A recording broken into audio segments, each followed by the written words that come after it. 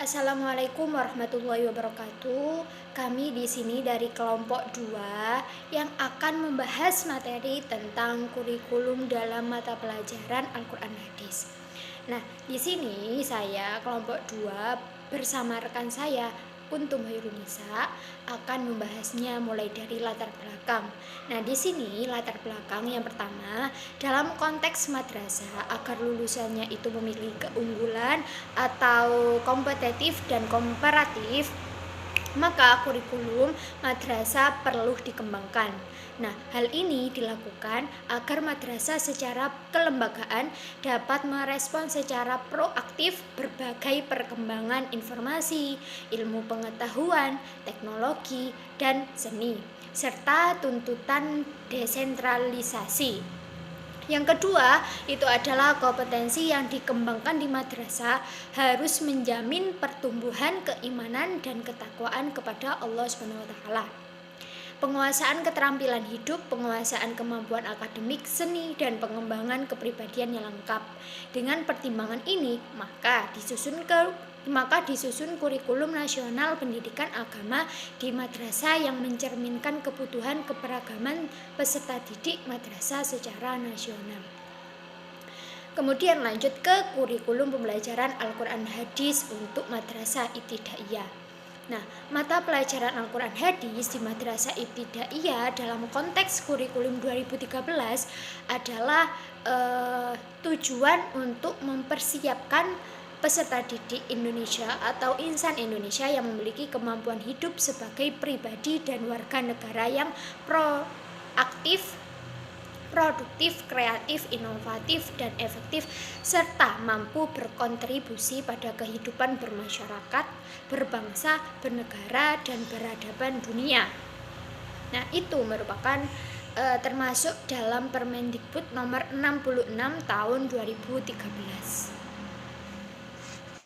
Baik, saya akan melanjutkan. Selanjutnya ialah tema hadis di Madrasah Ibtidaiyah dalam konteks kurikulum 13. Al-Quran Hadis merupakan sumber utama ajaran Islam. Dalam arti keduanya merupakan sumber akidah akhlak, syar'i, fikih, baik ibadah maupun muamalah. Sehingga kajian berada di dalamnya, setiap unsur pasti ada. Al-Quran Hadis menekankan pada kemampuan kita untuk belajar baca tulis yang baik dan benar, memahami makna secara tekstual dan konstekstual, serta mengamalkan kandungan dalam kehidupan sehari-hari. Nah, untuk materi selanjutnya ialah tentang langkah-langkah memilih materi pembelajaran Al-Quran Hadis MI.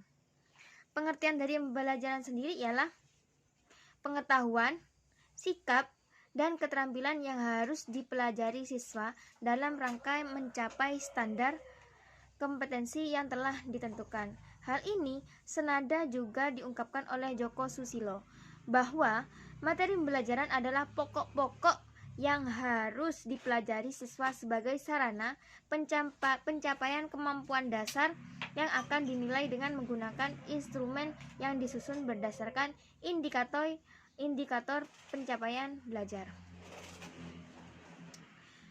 Prosedur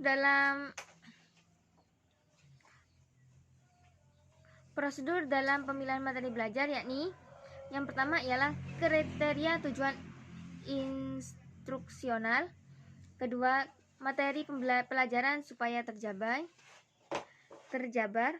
ketiga relevan dengan kebutuhan siswa, selanjutnya kesesuaian dengan kondisi masyarakat, selanjutnya ialah materi pelajaran mengandung segi-segi etik, yakni materi yang terdapat di situ ada etika-etikanya seperti itu. Selanjutnya ialah materi pelajaran tersusun dalam ruang lingkup dan urutan yang sistematis dan logis, jadi harus jelas ya tentang materi pembelajaran ini. Yang selanjutnya ialah terakhir, materi pelajaran bersumber dari buku sumber yang baku, guru yang ahli, dan masyarakat. Tentu itu harus terdiri dari sumber-sumber yang baku yang jelas atau guru-guru yang sudah ahli.